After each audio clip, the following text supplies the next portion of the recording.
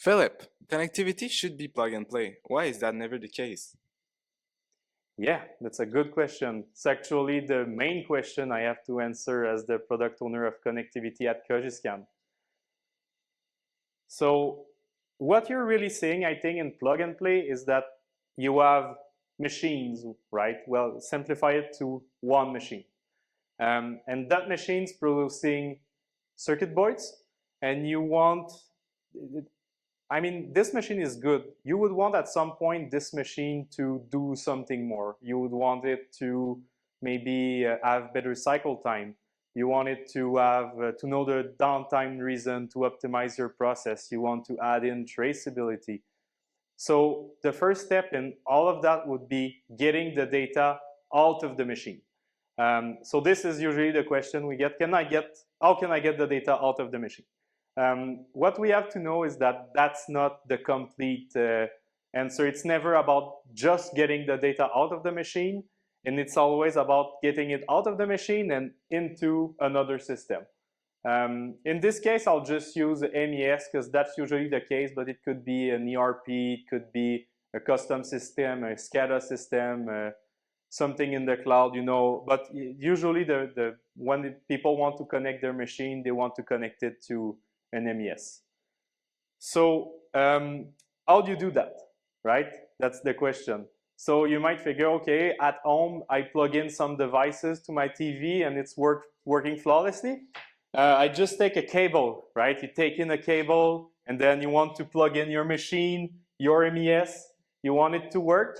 So would that work? I mean, maybe if you have the same machine vendor as the MES vendor, it will work. But usually that doesn't cut it.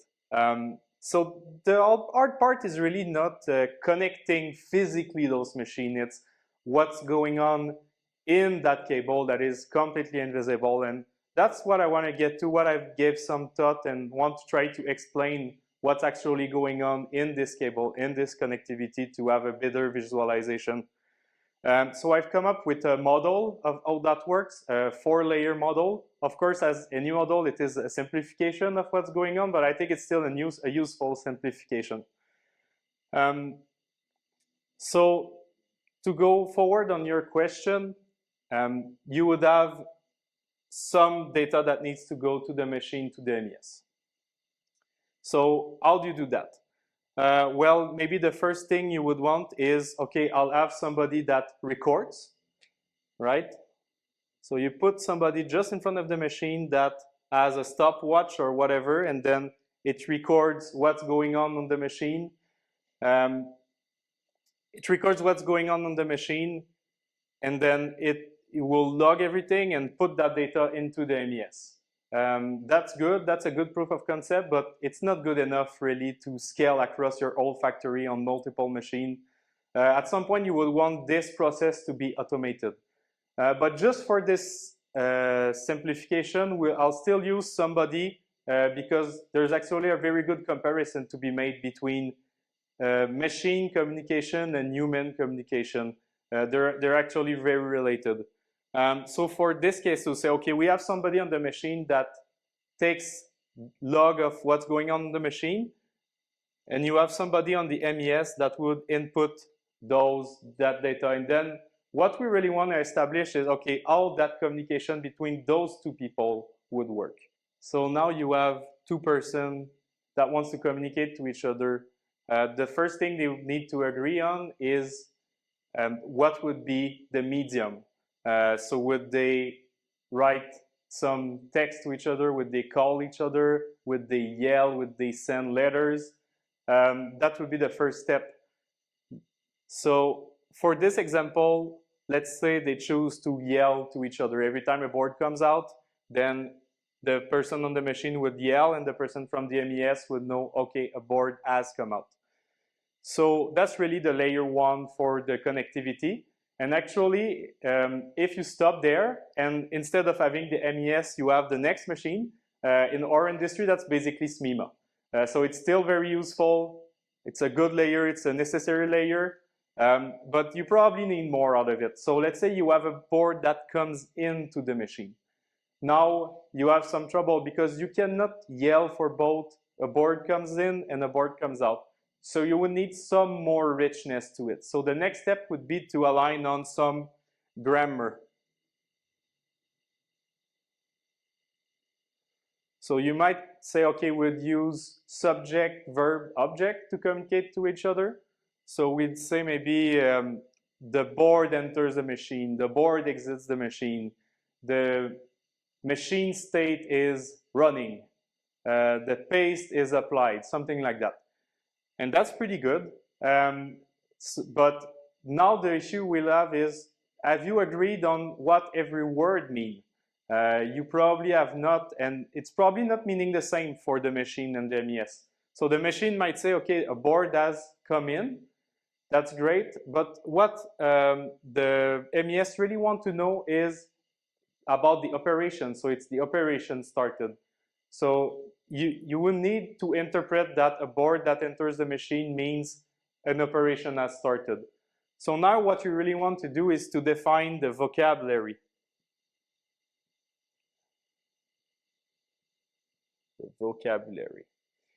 Yeah, so that's where you would, like in communication, learn every word, all the meaning of every word, and align on what every word would mean. Is that enough? If you ever learn any language, you will know that this is absolutely not enough. You need more than that to really speak a language effectively. You need to understand the context and how words are usually put together. It's much more rich, the communication, than just learning a dictionary and learning the proper grammar. You have much, much more to learn to be able to communicate effectively in another language.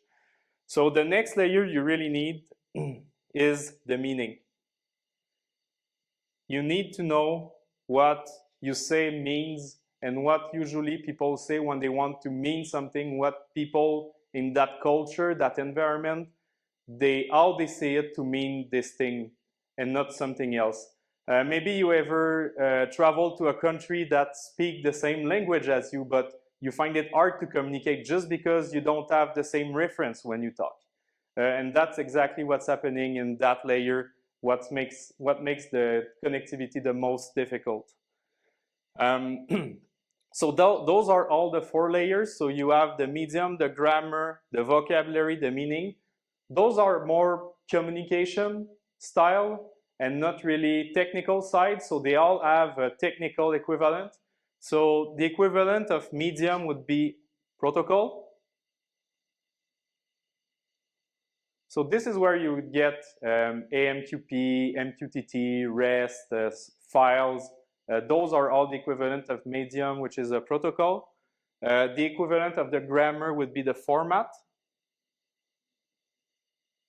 This format may be JSON, XML, CSV, could be a lot of things, although recently it's standardized to more and more to JSON, but we see a lot of standard, even custom one on the field. The next one is vocabulary. So this is the information model.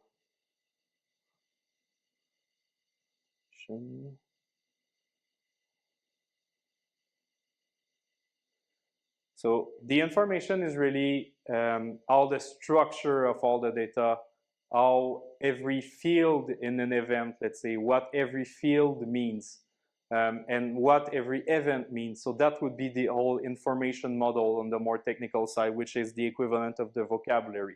The equivalent of meaning on a more technical level is called semantics.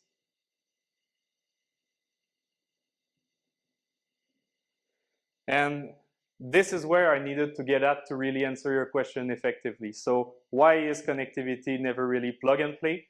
It's because of that semantics layer. It's some form of misalignment on that semantics layer. So now that's all great. We went through why connectivity is difficult and what is connectivity overall on a more theoretical level. But now the next question might be, okay, so now how can I use this model to help me on my connectivity project to have a more seamless integration? And that's actually going to be the purpose of the next video. So I'll see you in the next video. Okay, bye-bye.